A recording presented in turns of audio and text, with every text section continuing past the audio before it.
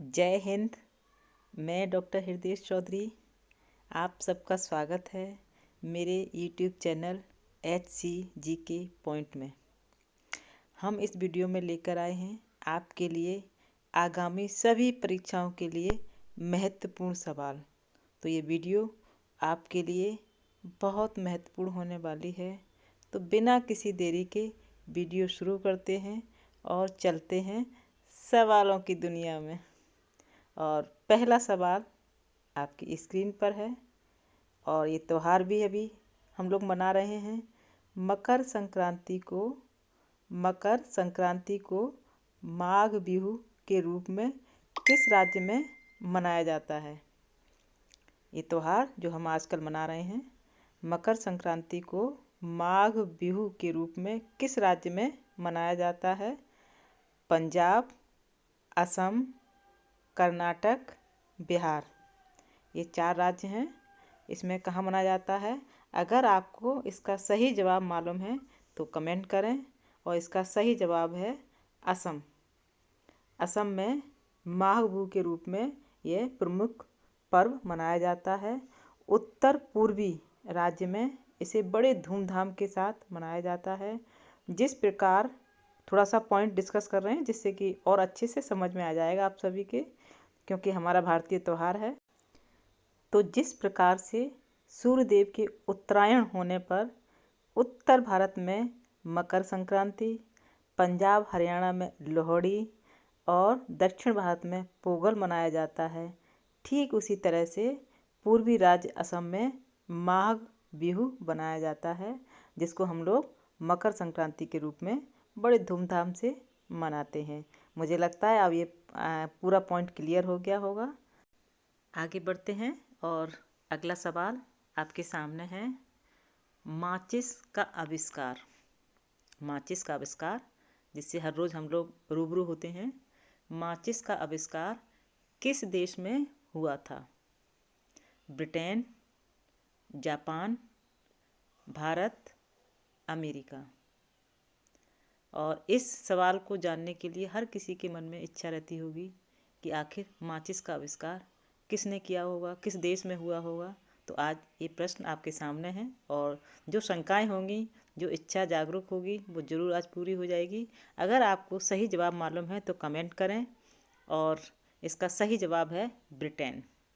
Britain में माचिस का आविष्कार हुआ था। और कुछ एडिशनल जानकारी चर्चा कर लेते हैं।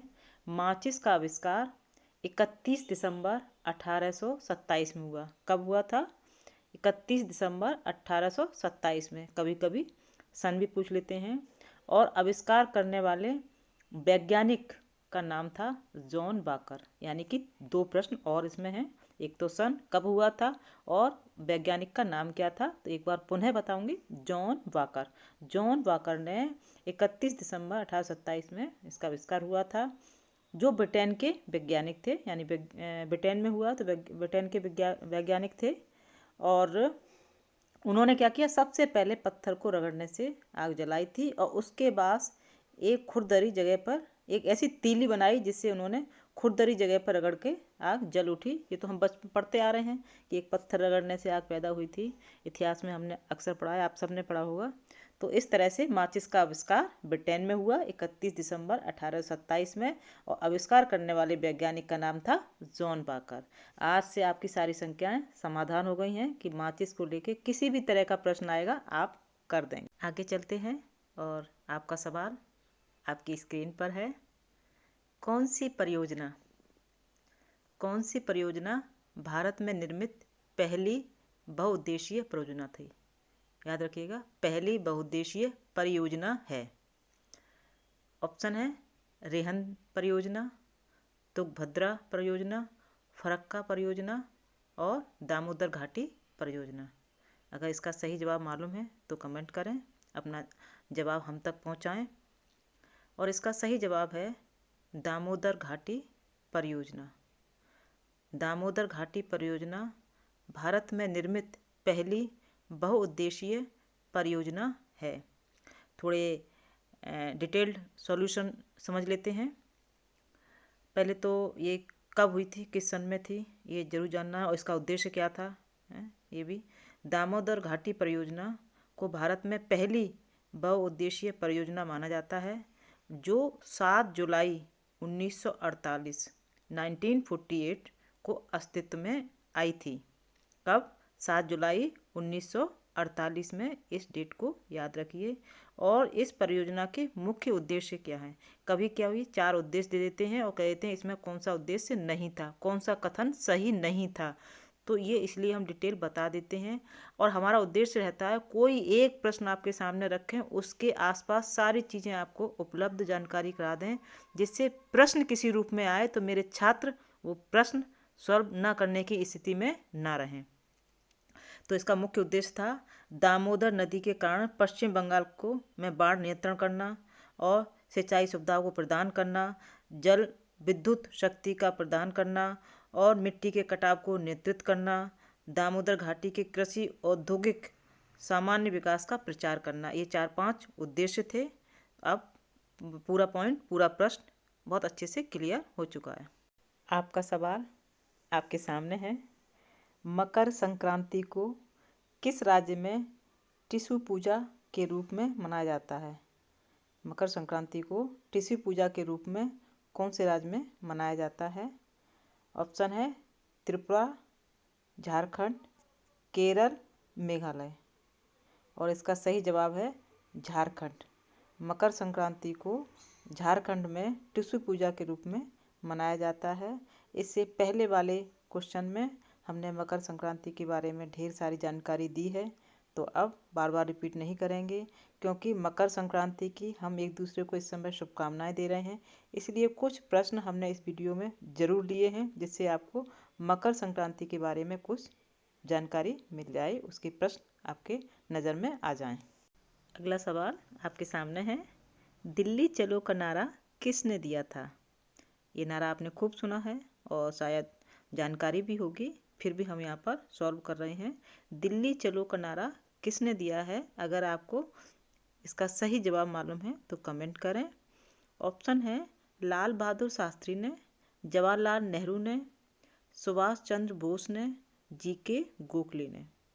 तो हमारा इसका सही जवाब है सुभाष चंद्र बोस ने। दिल्ली चलो का नारा सुभाष चंद्र बोस द्वारा दिया गया था। और कब दिया गया था, ऐसा प्रश्न भी आ सकता है। उन्होंने ये नारा 1944 में भारतीय राष्ट्रीय सेना को जागरूक करने के लिए दिया था। और ये स्थिति कब आई थी? जब भारतीय राष्ट्रीय सेना यानी कि INA ने बर्मा के खिलाफ अपना सैन्य अभियान शुरू किया था। ये उस समय ये नारा दिया गया था सुभाष चंद्र बोस के द्वारा अपनी सेना को जागरूक करने के लिए। आपका सवाल आपके सामने है। भारत में निम्नलिखित में से कौन सा शहर कर्क रेखा से सबसे दूर है? कर्क रेखा से सबसे दूर कौन सा शहर है? गांधीनगर, रांची, अगरतला, भुवनेश्वर। ये 4 शहर हैं। इसमें से कौन सा शहर है जो कर्क रेखा से दूर है? तो इसका सही जवाब है भुवनेश्वर। भुवनेश्वर शहर कर्क रेखा से सबसे दूर है। ये प्रश्न पिछले वर्षों में आ चुका है, वही प्रश्न आज हमने लिया है। आगे चलते हैं और अगला सवाल है। जब महात्मा गांधी को रेलगाड़ी से जबरन उतारा गया तब वे दक्षिण अफ्रीका में कहाँ जा रहे थे? जब वो दक्षिण अफ्रीका में थे और वो कहीं किसी जगह जा रहे थे, तो वो कौन सी जगह थी, कहाँ जा रहे थे जिस समय रेलगाड़ी से जबरन उतारा गया था? तो ऑप्शन है Pretoria, Johannesburg, Cape Town, Durban. अगर सही जवाब मालूम है तो कमेंट करिए जल्दी से। और इसका जवाब है प्रेटोरिया। महात्मा गांधी को रेलगाड़ी से जबरन जब उतारा गया तब वो दक्षिण अफ्रीका में प्रेटोरिया जा रहे थे। आगे बढ़ते हैं और आपका सवाल आपके स्क्रीन पर है।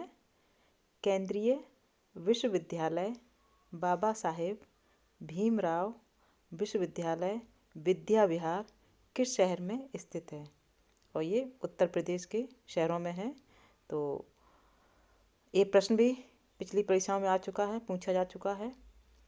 तो ऑप्शन है आगरा, कानपुर, वाराणसी, लखनऊ। ये 4 ऑप्शन है और इसका सही जवाब है लखनऊ। लखनऊ में केंद्रीय विश्वविद्यालय बाबा साहेब भीमराव विश्वविद्यालय विद्या विहार स्थित है। आपका सवाल आपके सामने है, महाभारत का फारसी अनुवाद किस काल में हुआ था? महाभारत का फारसी अनुवाद किस काल में हुआ? शाहजहाँ के काल में, जहांगीर के काल में, अशोक के काल में, अकबर के काल में। ये 4 ऑप्शन है, किसके काल में हुआ है महाभारत का फारसी अनुवाद? तो इसका सही जवाब है अकबर के काल में महाभारत का फारसी अनुवाद हुआ। आगे बढ़ते हैं और अगला सवाल आपके सामने है, भारत ने किस वर्ष पहली बार क्रिकेट विश्व कप जीता था? इम्पोर्टेंट क्वेश्चन है और इस क्वेश्चन का जवाब आप लोग ज़्यादातर जानते ही होंगे। फिर भी भारत ने किस वर्ष पहली बार क्रिकेट विश्व कप जीता था? ऑप्शन है 2011 में, 2007 में, 1983 में, 1975 में। ये 4 ऑप्शन है और इसका सही जवाब है 1983 में। 1983 में भारत ने पहली बार क्रिकेट विश्व कप जीता था। कुछ की पॉइंट्स हैं जिसको डिस्कस करना चाहेंगे। और 1983 में भारत ने पहली बार विश्व कप जीता था। उस समय कपिल देव कप्तान थे भारत की टीम के और भारत ने फाइनल में वेस्ट इंडीज़ को हराया था। कभी कभी ऐसे भी प्रश्न आ जाता है कि भारत ने फाइनल में किस टीम को हराया था। और Mohinder Amarnath cricket player semifinal और फाइनल दोनों में मैन ऑफ द मैच थे। ये भी प्रश्न आ जाता है कि मैन ऑफ द मैच कौन रहा और सेमीफाइनल और फाइनल में। तो 2-3 प्रश्न हैं इसमें कवर हो चुके हैं।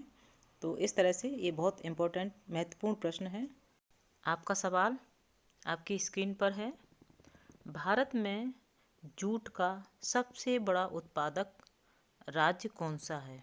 सबसे ज़्यादा जूट कहाँ होता है, किस राज्य में होता है? तमिलनाडु में, पश्चिम बंगाल, उड़ीसा में और केरल में। ये 4 ऑप्शन है और इसका सही जवाब है पश्चिम बंगाल। भारतीय राज्यों में जूट का सबसे बड़ा उत्पादक पश्चिम बंगाल है और जूट एक खरीफ फसल है। तो ऐसे भी प्रश्न आ जाता है और कुछ इम्पोर्टेंट डिस्कस कर लेते हैं। और दुनिया में जूट का सबसे बड़ा उपभोक्ता भारत है।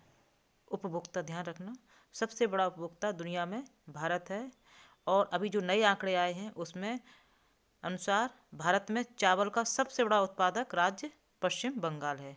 पश्चिम बंगाल में चावल भी बहुत ज़्यादा होता है जो भी नए आंकड़े आए हैं। और जूट भी सबसे ज़्यादा होती है और दुनिया का सबसे बड़ा उपभोक्ता भारत है जूट का। आपका सवाल आपके सामने है, पहली बार परमाणु बम कहाँ फेंका गया था? पहली बार परमाणु बम कहाँ फेंका गया था? नागासाकी में, हांगकांग में, टोक्यो में, हिरोशिमा में। तो सबसे पहले परमाणु बम हिरोशिमा में फेंका गया था। ये हमारा सही जवाब है। और कब फेंका गया था? 6 अगस्त 1945 को जापान के हिरोशिमा पर दुनिया का पहला परमाणु बम गिराया गया था। कब? 6 अगस्त 1945 में। ये तिथि थोड़ा सा याद रखिएगा। और उस वक्त 80,000 लोगों की मौत हो गई थी। एट ए टाइम 80,000 लोगों की मौत हो गई थी और रेडिएशन के कारण बाद में लाखों की मौत हुई। इम्पोर्टेंट क्वेश्चन है, थोड़ा याद रखिए। आगे बढ़ते हैं और आपका सवाल है, किसी देश का आर्थिक विकास किस पर निर्भर करता है? किसी देश का जो विकास होता है, आर्थिक विकास होता है, वो किस पर निर्भर होता है? प्राकृतिक संसाधन, बाजार के आंकड़े जो क्या कहते हैं, पूंजी निर्माण या फिर उपर्युक्त सभी।